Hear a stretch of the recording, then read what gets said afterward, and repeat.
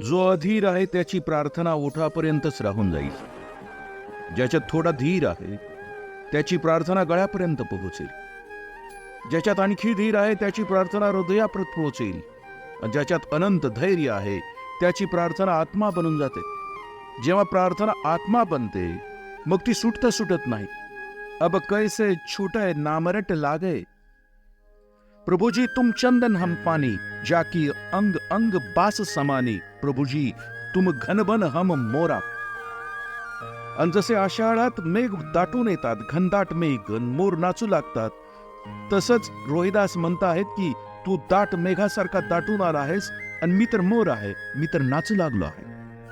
जो माणूस आपल्या अंतर्यामी रात्रंदिवस परमात्म्याचा निनाद ऐकतो त्याला मग चोहीकडे परमात्मा दिसू लागतो. झाडात, पहाडात, चंद्र, ताऱ्यात, लोकांच्या मध्ये, जनावरांच्या मध्ये, पाखरांच्या मध्ये त्याला सगळीकडे परमात्मा दिसू लागतो. आणि जो सगळीकडे परमात्म्यानं वेढला गेला आहे तो मोरासारखा नाही नाचणार तर मग कसं नाचेल? प्रभुजी तुम घनबन हम मोरा, जैसे चित्तवत चंद चकोरा.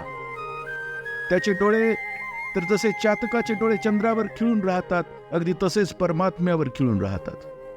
हो, एक फरक असतो. चातक चंद्रावरून नजर बाजूला करत नाही आणि ध्यानी माणसानं ती बाजूला करूनही पाहिलं तरी तो बाजूला करू शकत, कारण जिथे कुठे तो पाहिल तिथे त्याला परमात्मा दिसेल. तिथं त्याचा चंद्र असतो, दगडात दगडात त्याचाच ध्वनी असतो, पाना पानावर त्याची सही असते. तेव्हा चातक तर कधी दमेल, दमून जाती असेल. कवींच्या कवितांच्या मध्ये तो दमून जात नाही, पण खरा चातक तर दमूनही जात असेल. खरा चातक तर कधी रुसती असेल, खरा चातक तर कधी तक्रारीनंही भरून जात असेल की शेवटी कुठवर मी असं पाहत राहू तुझ्याकडं.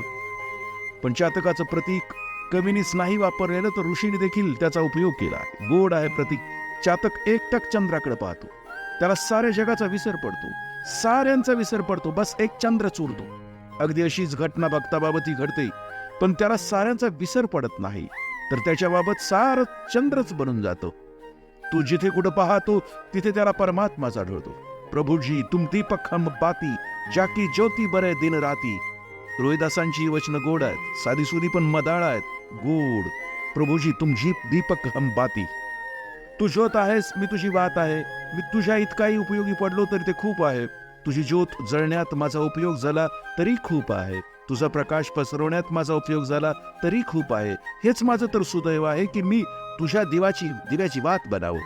तुझ्यासाठी संपून जाण्यात सदैव सुदैव आहे, आणि स्वतःसाठीही जगण्यात सुदैव नाहीये, स्वतःसाठी जगण्याची दुर्दैव आहे.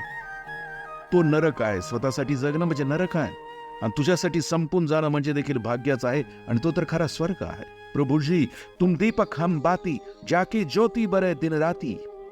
आणि जो परमात्म्यासाठी वात बनून जातो त्याला एक विलक्षण अनुभव येतो. ती वात जळत नाही, संपून जात नाही. जाकी ज्योती वरे दिन राती, तो रात्रंदिवस जळत राहतो, शाश्वतपणे जळत राहतो. ते जग शाश्वताच आहे, क्षणभंगुराचं नव्हे. त्याच्याशी जोडलं जाणं म्हणजे शाश्वत होऊन जाणं आहे.